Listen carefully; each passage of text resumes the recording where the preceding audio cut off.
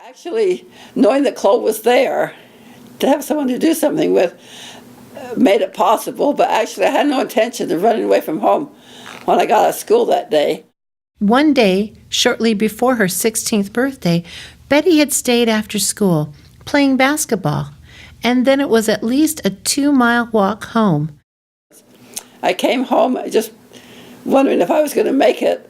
I was so tired because we had to walk about 2.5 miles, and I was tired when I left the high school. Her mother met her at the door, insisting that Betty do her ironing immediately. Betty needed to sit down and told her mother no. I could have handled it better. I should have said, Mom, I'm too tired, I will in a minute. But she was too tired too. And when I said no, then that just threw us off, and it didn't work. And the more matters she got, the more determined I wasn't going to do it. Florence became so impatient that she picked up her broom and started chasing Betty around.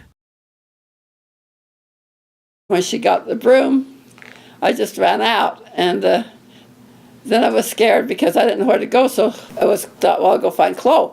I went uptown, and I guess the adrenaline that comes from when you're getting really scared is what helped me, because otherwise I hardly could make it home from high school, and then I turned around and walked back uptown to where she lived at her hotel, and then waited, and I waited about 30 minutes, and I decided, oh, this is wrong, I got to go home.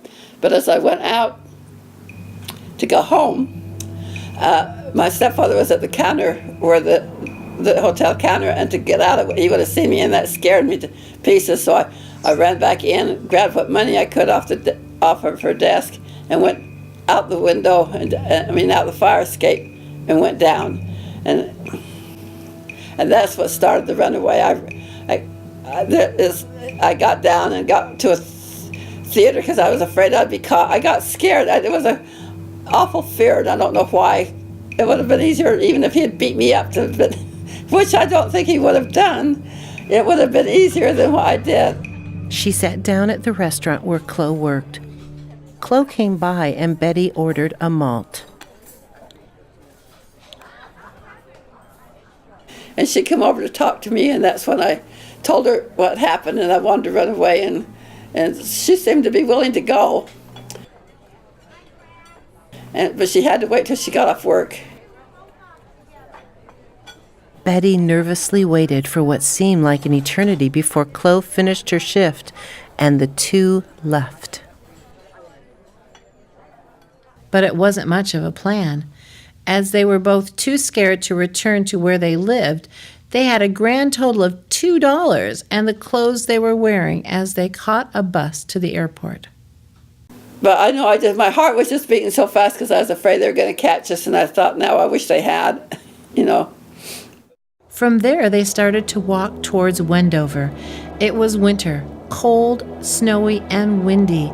Neither of them had winter clothes, and they soon found themselves trudging waist-deep in snowdrifts, in nylons and dresses.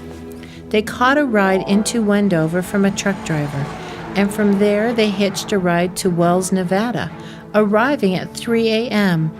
The truck driver bought them rolls and coffee and found another ride for them to Winnemucca. But before they arrived in Winnemucca, they were slowed by a terrible blizzard, and about a mile out of Winnemucca, the driver made the girls get out. They arrived in Winnemucca caked in snow and ice and found a little store to warm up in.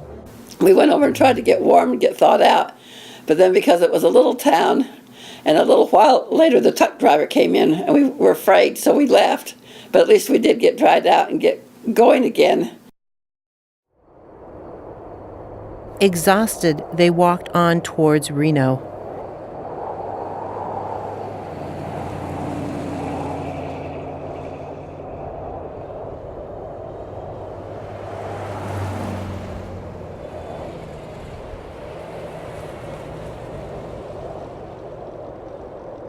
Hey, you girls need a ride?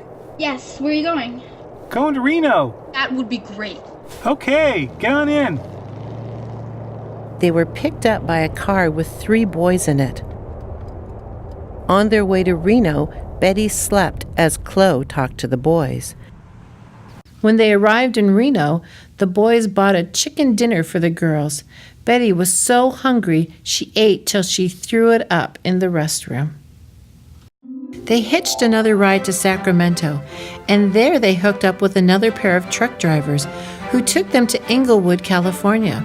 They were friendly with the girls, and the older one even gave Betty $5 to buy some shoes to replace the ones she had. My shoes were worn through. The soles had come off, and he gave me $5 to get a pair of shoes. And I can't remember. I think they gave Chloe something too. And we said we'd go shopping and meet him back there. Betty didn't want to stay with the drivers, but Chloe asked her, "Where are you in a hurry to get to? And what will you do when you get there?" Both valid points. But they ditched the drivers, saved the $5, and started for Long Beach. Well, that was the place that Chloe loved. She'd been there before, and that's what she wanted. So we went there, and that's where she would have liked to have stayed. And some sailors picked us up, and we went on all the rides and did things, and it was kind of fun. But I couldn't relax. I just wanted to go. I wanted to go on. And she said, well, but she liked it there. And I said, no, we can't stay here. They'll look for us in Long Beach because they know how much you liked it. So we kind of ditched the sailors and started walking, and a couple picked us up in the car going to San Diego. They caught a ride with a young couple to San Diego, arriving early in the morning. Continuing in the pattern as before, they met up with some Marines who took them to an all-night show, where Betty continued to sleep till 6 a.m. when the show closed.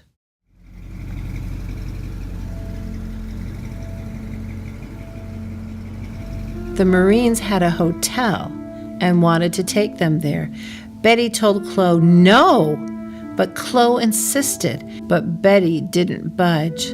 Chloe, tired of always being on the move and not having much fun, turned and went with the Marines.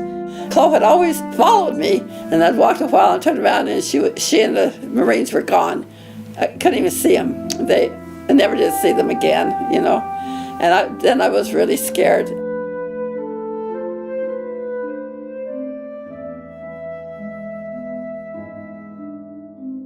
Alone, Betty walked around in the cold San Diego streets till she happened upon the Greyhound bus depot.